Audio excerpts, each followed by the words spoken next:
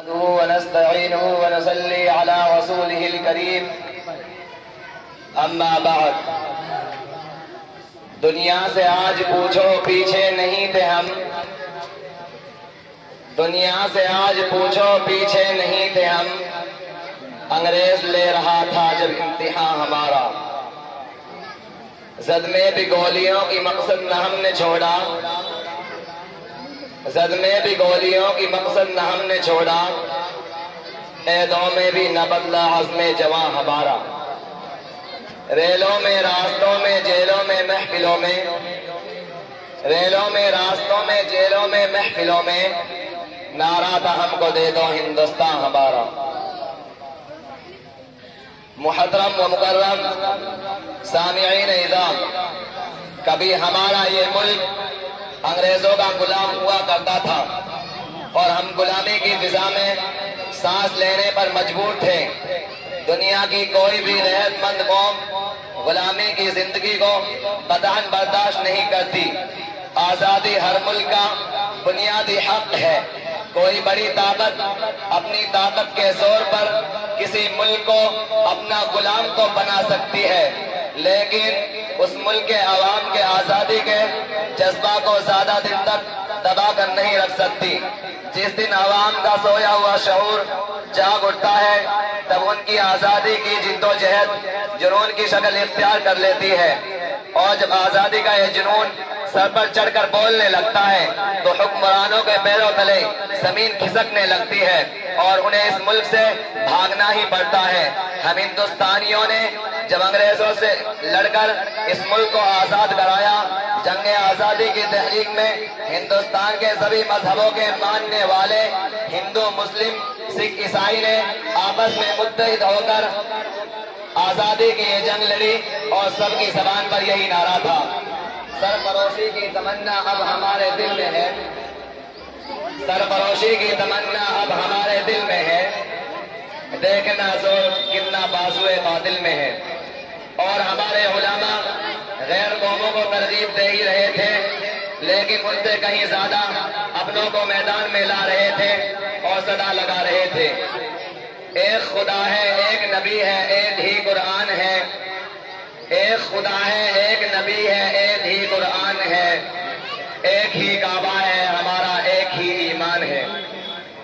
اس وطن کے دشت و در کی سب فضائیں ایک ہے، اس وطن کے دشت و در کی سب فضائیں ایک ہیں، سارے بھائی، ساری بہنیں، ساری مائیں ایک ہیں۔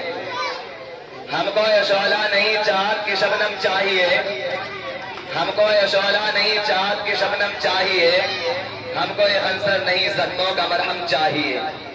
متحد ہو کر جیے تو ایک طاقت ہم بھی ہیں، متحد ہو کر جیے تو ایک طاقت ہم بھی ہیں، گر سلامت یہ وطن ہے تو سلامت ہم بھی ہیں۔ حضرات سامعین، انگریز جب ہندوستان پہنچے تھے تو تاجروں کی حیثیت سے پہنچے تھے اور عام لوگوں نے ان کو تاجروں کے سوا کچھ نہیں سمجھا، لیکن ان کی نیت صاف نہیں تھی۔ انہوں نے اپنوں کی کمزوری اور آپسی نااتفاقی سے فائدہ اٹھا کر اپنا شاطرانہ اور عیارانہ چالوں کو استعمال کر کے یہاں کے سیاہ و سفید کے مالک بن بیٹھے اور ہندوستانی قوم کو غلامی کی زنجیروں میں قید کرنے میں کامیاب ہو گئے۔ یہاں کے باشندوں پر ظلم و ستم کے پہاڑ توڑنے لگے۔ اس کا سلسلہ مزید بڑھتا ہی چلا گیا۔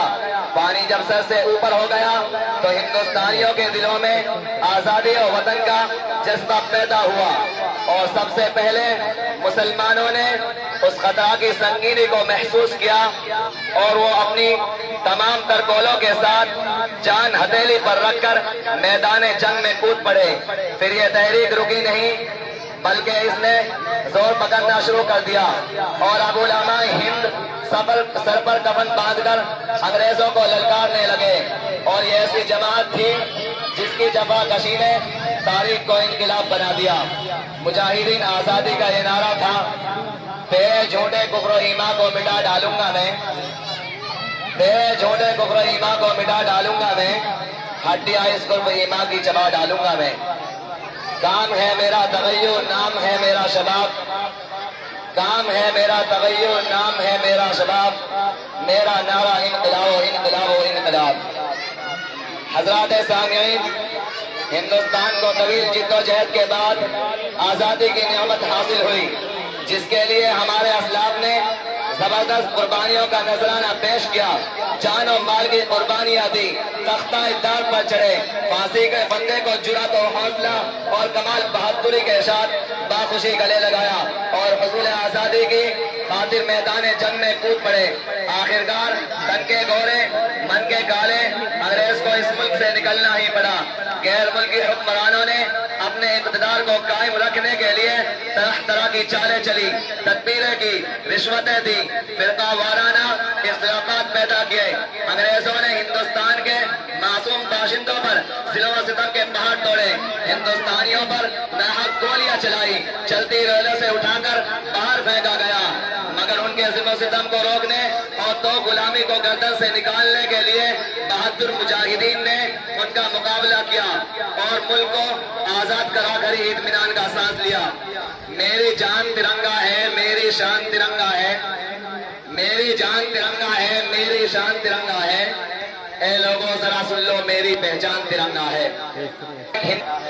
ترنگے کی بلندی پر کتنوں نے لٹائی جان، ترنگے کی بلندی پر کتنوں نے لٹائی جان، شہیدوں نے کہا ہر پل میری جان ترنگا ہے۔ حاضری محفل ہندوستان کی تحریک آزادی میں مسلمانوں کا حصہ قدرتی طور پر بہت ممتاز و نمایاں رہا ہے۔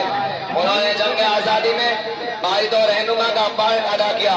تاریخ کے صفحات میں پلاسی کی جنگ اور بکسر کی جنگ بھی ہندوستانیوں کی شکست پر ختم ہوئی۔ اس کے بعد انگریز بنگال، بہار، اڑیسہ پر پوری طرح حاوی ہو گئے۔ اس کے بعد پہلا شخص جس کو اس خطا کی سنگینی کا زبردست احسان ہوا، وہ میسور کی دھرتی پر جنم لینے والے سلطان حیدر علی، ان کے بیٹے ٹیپو سلطان ہیں، جنہوں نے جنگ آزادی میں نمایاں کردار ادا کیا اور شاملی کے میدان میں جو جنگ ہوئی اسے تاریخ کبھی بھلا نہیں سکتی۔ 1857 میں شاملی کے میدان میں علماء دیوبند نے انگریزوں سے باقاعدہ جنگ کی، جس کے امیر حاجی امداد اللہ مہاجر مکی مقرر ہوئے اور اس کی قیادت مولانا رشید احمد گنگوہی، مولانا قاسم نانوتوی، مولانا منیر احمد نانوتوی کر رہے تھے۔ اس جنگ میں حافظ ضامن شہید ہوئے، مولانا قاسم نانوتوی انگریزوں کی گولی سے زخمی ہوئے۔ انگریزی حکومت کی طرف سے آپ کا نام وارنٹ رہا لیکن گرفتار نہ ہو سکے۔ 1880 میں وفات پائی۔ دیوبند کے قبرستان قاسمی میں آسودائے خواب میں حاجی امداد اللہ مہاجر مکی نے یہ محسوس کرتے ہوئے کہ ان حالات میں ملک میں رہ کر اب اپنا مشن کو برقرار رکھنا ممکن نہیں، مکہ مکرمہ ہجرت کر گئے۔ وہاں سے انہوں نے اپنے مریدین و متوسلین کے ذریعے ہندوستان میں اپنے ہدایت و فیض کا سلسلہ جاری رکھا۔ 1899 میں وفات پائی اور جنت المعلا میں فوت ہو گئے۔ حضرت مولانا رشید احمد گنگوہی کو گرفتار کیا گیا اور سہارنپور کے قید خانے میں رکھا گیا، پھر کچھ دن کال کوٹری میں رکھ کر مظفر نگر کے قید خانے میں منتقل کیا گیا۔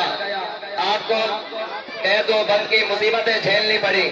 حضرت شیخ الہند کو مالٹا کے قید خانے میں ڈالا گیا۔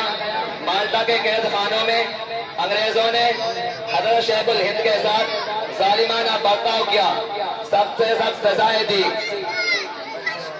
حضرت شیخ الاسلام مولانا حسین احمد فرماتے ہیں، جب حضرت شیخ الہند کو مالٹا کی جیل میں نظر بند کیا گیا تو میرے استاذ کو ایک تہخانے میں لے گئے اور لوہے کی گرم پتی ہوئی سلاخیں لگا کر کمر پر لگاتے اور کہتے، اے محمود حسن انگریزوں کے حق میں فتویٰ دے دیں۔ جب حضرت شیخ الہند ہوش میں ہوتے تو یوں فرماتے، انگریز میرا جسم پگھل سکتا ہے، میں بلال کا وارث ہوں، میری جلد اڑ سکتی ہے، لیکن میں ہرگز تمہارے حق میں فتویٰ نہیں دے سکتا۔ میں چند اشعار کے ساتھ اپنی تقریر کو ختم کرنا چاہتا ہوں۔ وہ وطن سے وفاداری کا ثبوت مانگتے ہیں، وہ وطن سے وفاداری کا ثبوت مانگتے ہیں، ہم تو وطن کی خاک سے تیمم کرتے ہیں۔ اے وطن جب بھی سردشت کوئی پھول کھلا، اے وطن جب بھی سردشت کوئی پھول کھلا، دیکھ کر تیرے شہیدوں کی نشانی رویا۔ دل سے نکلے گی نہ مر کر بھی وطن کی الفت، دل سے نکلے گی نہ مر کر بھی وطن کی الفت، میری مٹی سے بھی خوشب وفا آئے گی۔ وآخر دعوانا الحمدللہ رب العالمین۔ السلام علیکم ورحمۃ اللہ وبرکاتہ۔